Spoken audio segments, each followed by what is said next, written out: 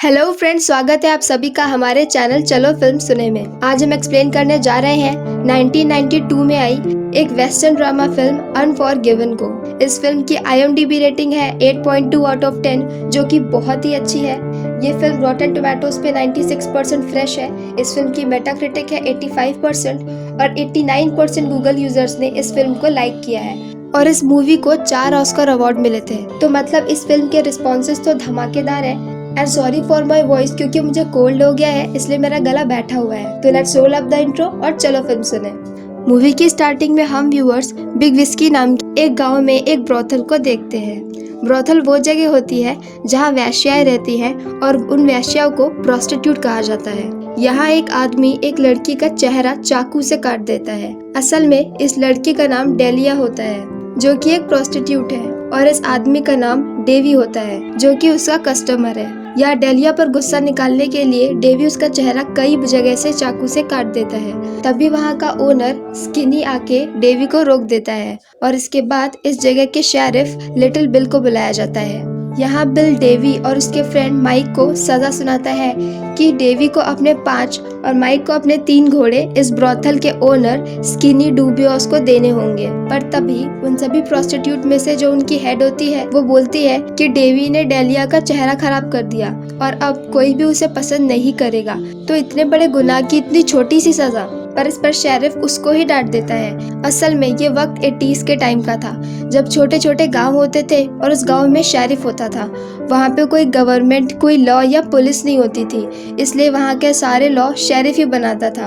और ये वो वक्त था जब महिलाओं को अच्छा दर्जा नहीं दिया जाता था और ये एक पुरुष प्रधान समाज था, जहाँ पे महिलाओं पर बहुत अत्याचार किए जाते थे।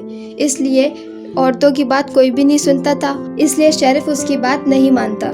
इसके बाद उन दोनों लड़कों को छोड़ दिया जाता है, पर कोई भी प्रोस्टिट्यूट इस बात से खुश नहीं होती है। उन्हें इंसाफ चाहिए था, इसलिए वो सब अपनी सेविंग्स को इकट्ठा करती है और अब उनके पास $1000 हो जाते हैं। इसके बाद वो ये पब्लिक ऑफर निकालती है कि जो भी इंसान उन दोनों कॉबॉयज को जान से मार देगा, उसे वो $1000 इनाम के रूप में देंगी। और ये बात पूरे गाँव और बाकी दूसरी हर जगह पे फैल जाती है। अब नेक्स्ट सीन में हम एक आदमी को देखते हैं जो कि कुछ पिग्स को अलग अलग कर रहा होता है। इस आदमी का नाम होता है विलियम मुनी और ये उसके पिग्स होते हैं जो कि बहुत बीमार हो गए होते हैं और इनमें से ज्यादातर को बुखार होता है और ये सभी मर सकते हैं। तभी वहाँ एक यंग काउबॉय आता है जो कि बताता है कि उसका नाम है स्कोफील्ड किड और वो एक ऑफर लाया है कि अगर विलियम उन दोनों कॉबॉयज को मारने में स्कोफील्ड की हेल्प करे तो फिर वो सारा पैसा आधा आधा कर लेंगे। विलियम अब बहुत बूढ़ा हो गया है, पर एक जमाने में वो एक शानदार काउबॉय और एक किलर हुआ करता था और अपनी जवानी में उसने बहुत सारे लोगों को मारा था और इसके किस्से हर जगह पे फेमस थे। और यही वजह थी कि द किड उससे पार्टनरशिप करने की बात बोल रहा था। हालांकि विलियम ये काम नहीं करना चाहता था, क्योंकि उसने अपनी वाइफ से शादी करने के बाद ये जुर्म का रास्ता छोड़ दिया था। पर विलियम अब बहुत गरीब है और उसके 2 बच्चे भी हैं और अपनी वाइफ के गुजर जाने के बाद अब वो अपने बच्चों को एक अच्छी जिंदगी देना चाहता है, इसलिए ना चाहते हुए भी विलियम मान जाता है। जाते वक्त विलियम अपने दोस्त लोगन को भी ले लेता है, जो कि उसका पुराना दोस्त और उसका जवानी के टाइम का क्राइम पार्टनर भी था। यहाँ लोगन की भी शादी हो चुकी है और वो खेती करता है और उसने भी सारे गलत काम छोड़ दिए हैं। पर विलियम उसे फोर्स करता है क्योंकि लोगन अपने वक्त का बेहतरीन शूटर था और वो 100 माइल तक निशाना लगा सकता था, जो कि एक बड़ी बात थी। इसलिए विलियम के जोर देने पर लोगन भी मान जाता है और अब इन तीनों का सफर शुरू हो जाता है। ये घोड़ों पर सफर करते हैं और रात में आग जलाकर जमीन पर सोते हैं। यहाँ विलियम अपनी वाइफ और अपने बेड को बहुत मिस करता है। यहाँ लोगन और द किड हमेशा आपस में लड़ते रहते हैं, क्योंकि द किड नहीं चाहता था कि इनाम का कोई भी तीसरा हिस्सेदार हो और इसलिए वो लोगन को टीम में लेने के लिए मना भी करता है। पर तब विलियम कहता है कि अगर लोगन नहीं होगा तो वो भी नहीं जाएगा और द किड ये बात बहुत अच्छे से जानता है कि वो अकेले काउबॉयज को नहीं मार सकता, इसलिए उसे विलियम की बात माननी पड़ती है।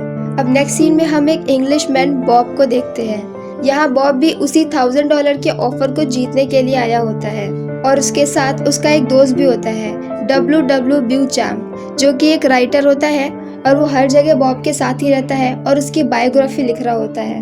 यहाँ जब वो बिग विस्की में जा रहे होते हैं तब हम एक साइन बोर्ड को देखते हैं जिस पर लिखा होता है नो फायर गन्स, मतलब कि इस गांव में गन्स लाना सख्त मना है। यहाँ गांव में पहुंचकर वो दोनों एक होटल में जाते हैं जहाँ एक लड़का उनकी गन्स देख लेता है और वो ये बात जाके लिटिल बिल को बता देता है। असल में गांव में ये बात सबको पता होती है कि प्रोस्टिट्यूट ने उन दोनों काउबॉयज को मारने पर $1000 का इनाम रखा है, पर लिटिल बिल नहीं चाहता कि कोई भी इन काउबॉयज को मारे, क्योंकि अगर ऐसा होता है तो वो लिटिल बिल की बात के अगेंस्ट हो जाएगा और वो नहीं चाहता कि कोई भी उसके खिलाफ जाए।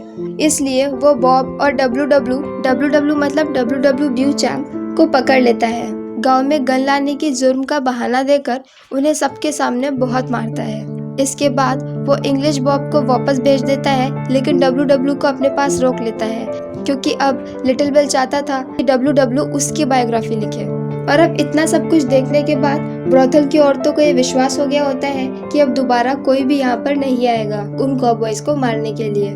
दूसरी तरफ विलियम, लोगन और द किड गांव के पास पहुंच चुके होते हैं, पर रास्ते में बारिश होने लगती है और वो तीनों बारिश में बहुत ज्यादा भीग जाते हैं। और अब आधी रात हो चुकी है और वो बिग विस्की में पहुंच चुके हैं। इसके बाद वो तीनों उसी ब्रॉथल में जाते हैं जहां लोगन और द किड उनमें से 2 लड़कियों के साथ चले जाते हैं, पर विलियम नहीं जाता। वो नीचे ही बैठा रहता है क्योंकि वो अपनी मरी हुई वाइफ के साथ बहुत फेथफुल था, इसलिए वो किसी दूसरी लड़की के साथ नहीं जाता है। यहाँ विलियम अब बूढ़ा हो चुका है और वो बारिश में इतनी बुरी तरह से भीग भी चुका है, इसलिए वो कांप रहा था और एक कुर्सी पर चुपचाप बैठा हुआ था। यहाँ पर बैठे कुछ लोग इन तीनों को देखते हैं और जाकर बिल को बता देते हैं कि गांव में 3 लोग आए हैं और बिल समझ जाता है कि ये जरूर काउबॉय को मारने आए होंगे। तो वो उसी ब्रॉथल में पहुंच जाता है और विलियम को बहुत बुरी तरह मारता है।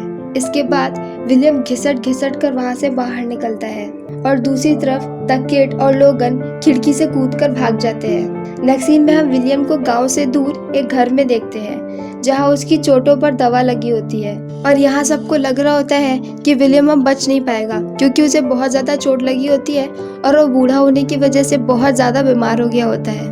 पर फिर भी विलियम 3 दिन में ठीक हो जाता है और ठीक होने के बाद वो, लोगन और द किड उन दोनों काउबॉयज में से एक काउबॉय माइक को मारने के लिए जाते हैं। यहाँ लोगन निशाना लगा रहा होता है, पर जब उसके पास मौका होता है तब वो शूट नहीं कर पाता क्योंकि अब उसे इस बात का एहसास हो गया होता है कि वो ऐसा नहीं करना चाहता। इसके बाद विलियम लोगन से गन ले लेता है और खुद शूट करता है और एक गोली माइक के पेट में लग जाती है और माइक की ज्यादा खून बहने से वहीं पर मौत हो जाती है। इसके बाद विलियम लोगन से कहता है कि तुम वापस चले जाओ और मैं और द किड डेवी, जो कि दूसरा काउबॉय होता है, उसे मार देंगे और तुम्हारा हिस्सा तुम्हें दे देंगे। इस पर लोगन मान जाता है और चला जाता है। अब नेक्स्ट सीन में हम बिल को देखते हैं जिसे एक आदमी आकर बताता है कि माइक को उन तीनों ने मार दिया है। असल में बिल को लग रहा था कि इतनी मार खाने के बाद विलियम अपने साथियों के साथ यहाँ से निकल गया होगा, पर ऐसा नहीं हुआ। इसके बाद बिल